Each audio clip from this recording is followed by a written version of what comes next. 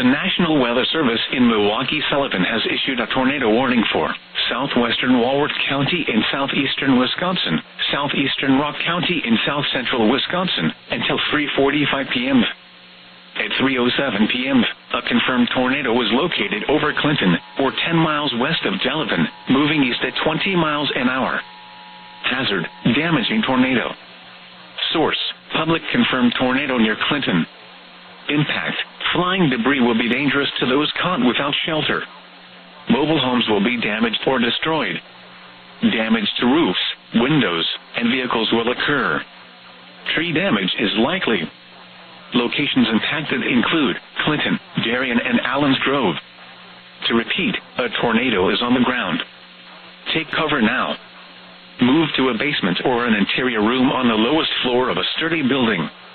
Avoid windows. If you are outdoors, in a mobile home, or in a vehicle, move to the closest substantial shelter and protect yourself from flying debris.